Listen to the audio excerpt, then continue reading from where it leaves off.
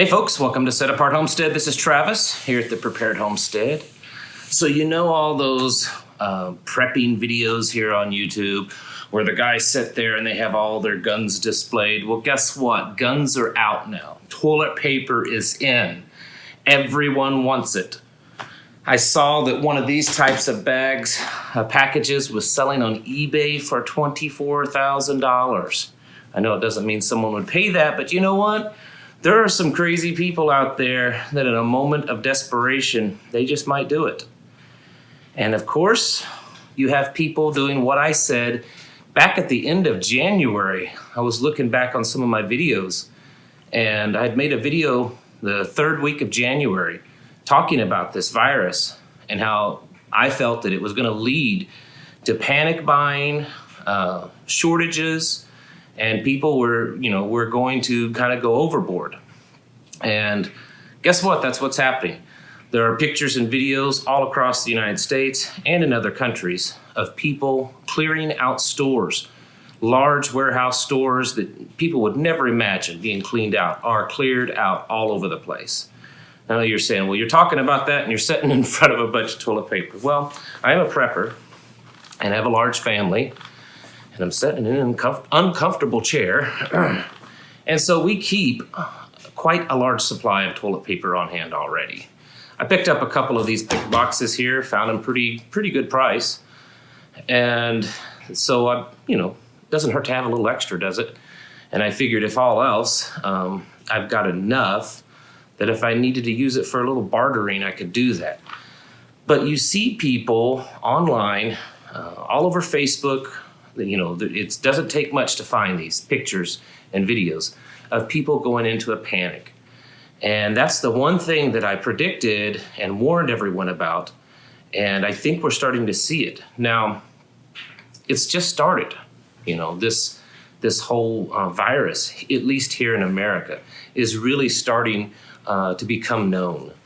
There's been talks about it for weeks, and I firmly believe, as well as many of the experts do, that it has been within our borders for several weeks now, maybe even a couple of months or longer.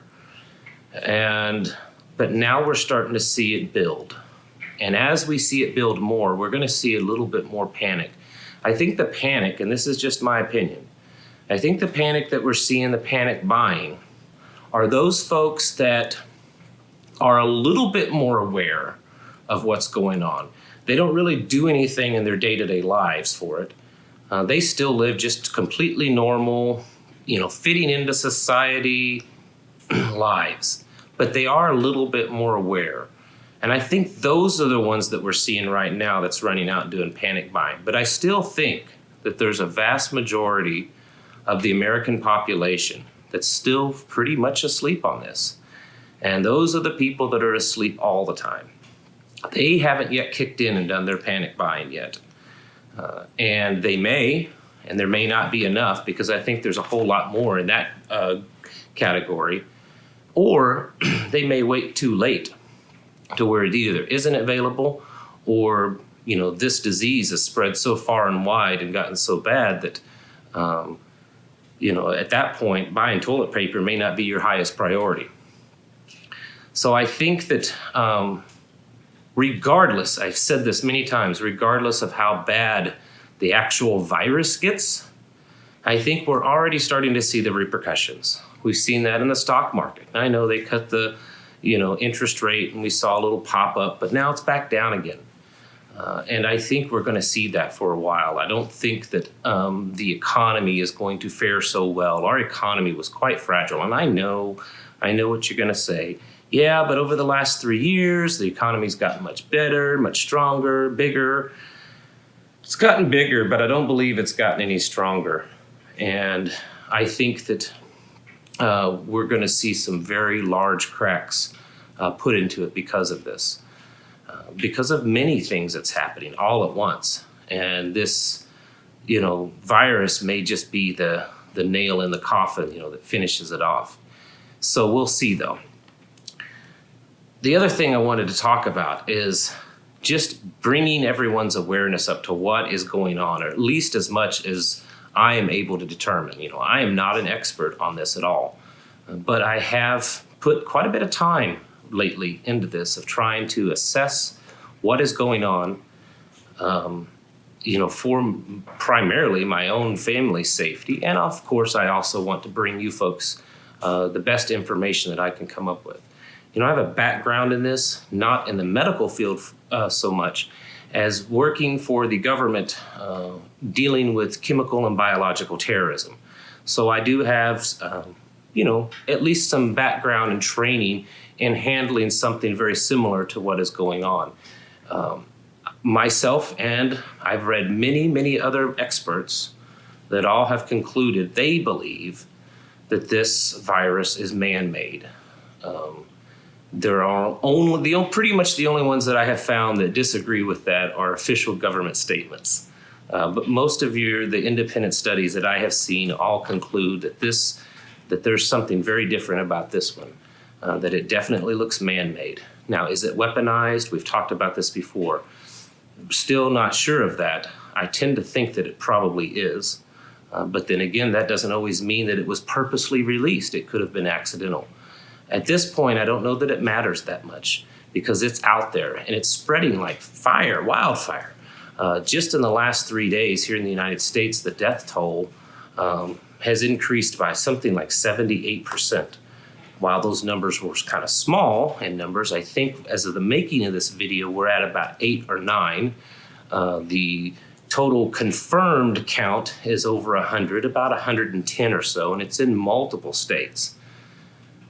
And there's still a lot of people saying, guys, calm down. It's just the flu. It's not any worse than the flu. It's just like a common flu. It's not a big deal. Well, I've said this before.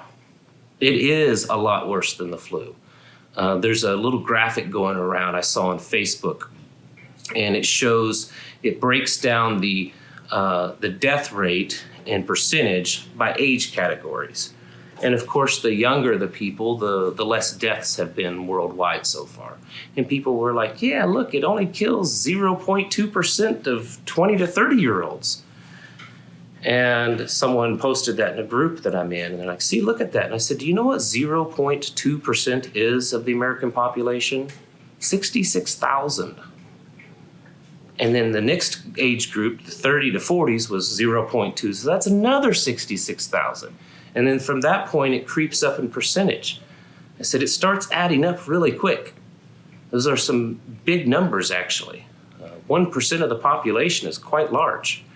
The World Health Organization said today that the coronavirus mortality rate right now officially stands at 3.4%.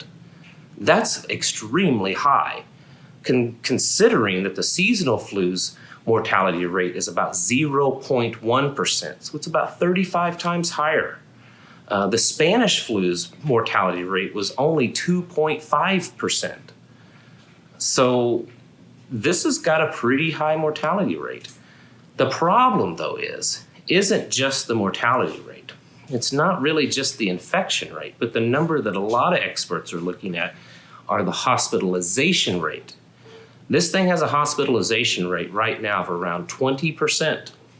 So that means 20% of all the people that get this are going to need some kind of hospital care. And about a quarter of those people are going to need intensive care treatment. Do we have enough hospitals in the United States for that? I did the math. If you add up all the numbers, 20% of the population brings us up to, or 20% of the proposed infected population would bring us up to about 26 million people. You know how many hospital beds there are in total in the United States? About 900,000, a little bit more. It wouldn't take much to overwhelm our hospital system. That's what's happening in China. They have been overwhelmed, not because there's so many people dying, and there are a lot of people dying, vast amount of more than what they're officially reporting. I have seen too much evidence to make me believe their figures. The death toll in China is many, many times higher. I am quite convinced of that. But the hospitalization rate, that's what it overwhelmed them. They couldn't handle it. America's not going to be any different, folks. Our per capita hospital bed rate is much lower than in Europe, meaning we have less beds per 1,000 people in America than most of Europe. While our healthcare system is the best in the world, it could easily be overrun. And they're saying it's the best in the world, but look at all the screw ups that's been happening lately. You know, they create a test, the test isn't any good, they create some more tests, those aren't good, they can't get enough tests out, they're only able to test around 30 people a day, whereas South Korea is testing more than 10,000 people a day.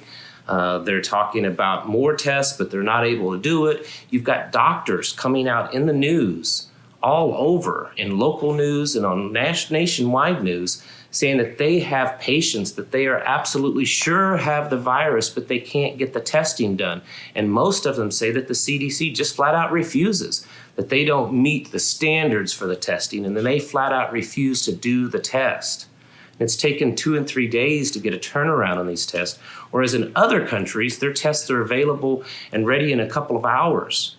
For whatever reason, the World Health Organization, and I'm no fan of them, but they developed a test very, very early on, which is what most of the rest of the world is using. And they offered it to the CDC, and the CDC refused and said, no, we'll make our own test, which they have yet to do. And so, friends, there's most likely many thousands of people in the United States that have this virus already.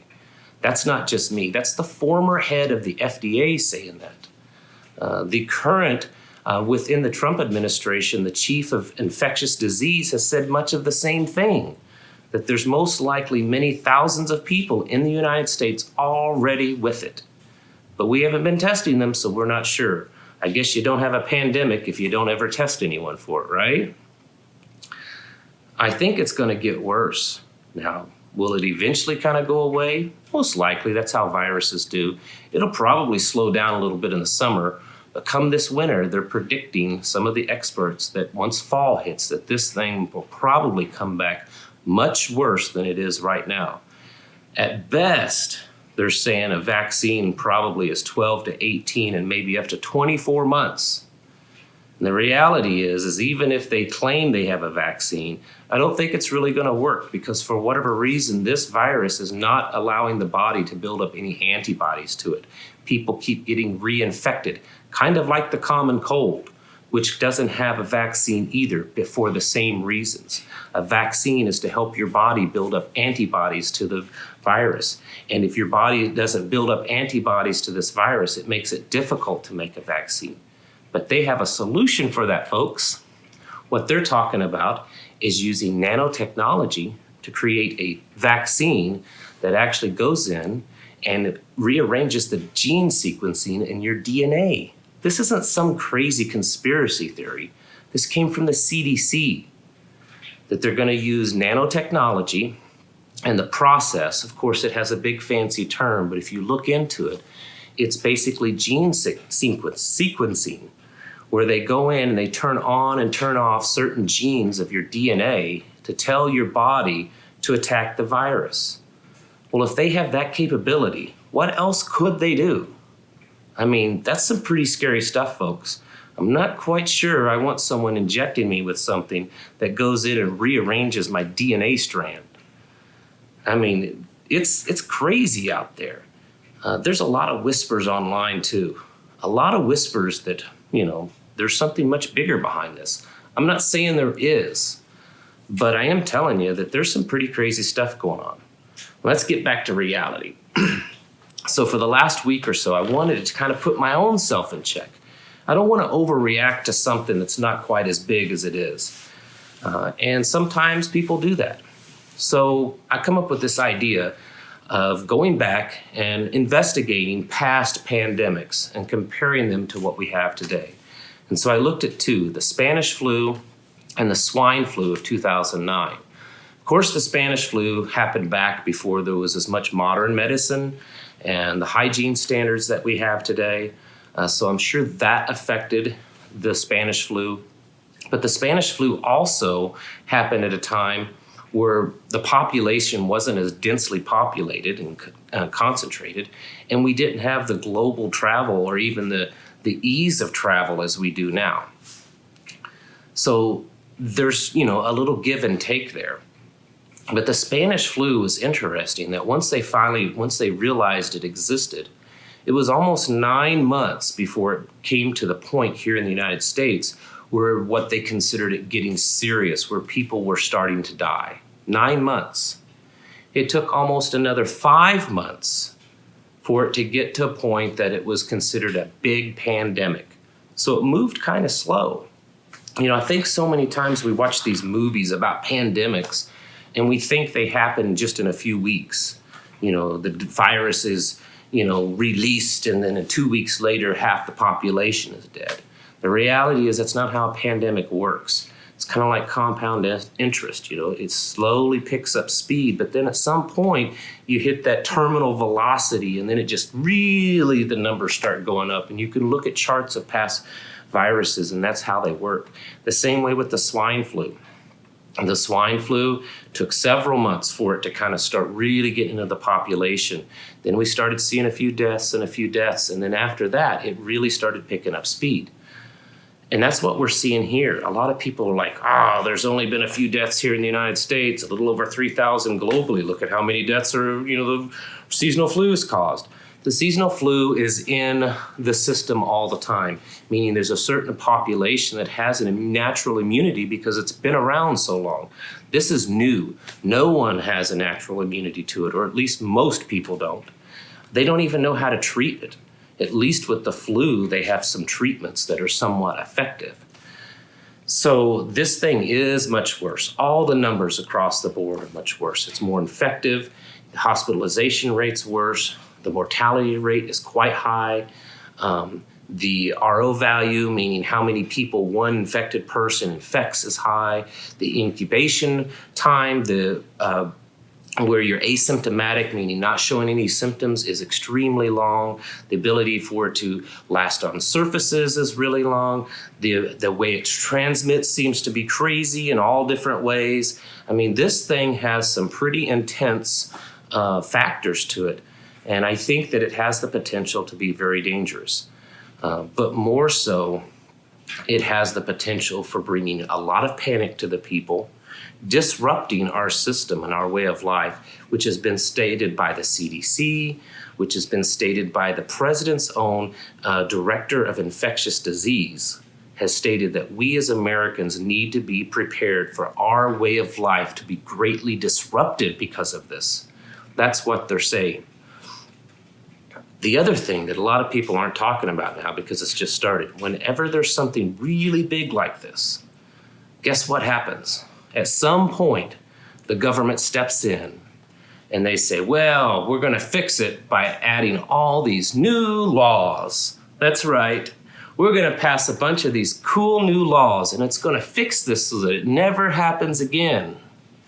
And those laws always do what? Take away your rights. So, folks, you need to really consider this one a serious one. I don't think we need to panic. As preppers, we should never panic. That's why we prep, right? We prep so we don't have to panic. You need to be thinking about quarantining your home, or very much limiting your travel. If your children are in public school, you should probably start thinking about at what point do we pull them out of public school. If you're able and have a place to go to that's away from population areas, say out in the country, you should start probably talking about at what point do we say this has gotten too big that we need to get away for a while. I could see all of those things potentially happening to people. And, you know, I'm not on here trying to sell you anything and trying to push anything or create panic. I just want you folks to be ready because of the reading that I've done, the kind of investigating that I've done, and mixed with my past experience and training, I have a feeling that not only is this one going to be pretty serious, but at some point the government is going to step in, and there's already rumors and whispers of it. FEMA's already announced that they're preparing to go into national emergency status. That's right, FEMA, the one that runs those big camps. And at some point, we will start seeing lots of people being quarantined. The government has already stated that. They've already warned us. So, Folks, start to get yourselves ready. Do your best to wake up your family, but in the end, take care of the ones around you, because you can't just continually, worrying and trying to save everybody. Save the ones you can at some point. Your wife, your children, your husband. If your neighbor just isn't going to wake up, at some point you've got to say, I'm sorry, I'm here to take care of my family. So let me know what you think. Feedback on your area. I would love that also. Give me some feedback on what's going on in your area. Remember this. Also, one added thing. Tornado hit in Nashville, Tennessee last night, or early this morning, where I was born, actually. And so let's remember those folks in prayer. The last I heard, there were 19 deaths already. It sounded like it was an awful tornado. I've seen some pictures and footages of it. So let's remember those folks in prayer today. All right. Thank you all for watching, and I'll catch you in the next video.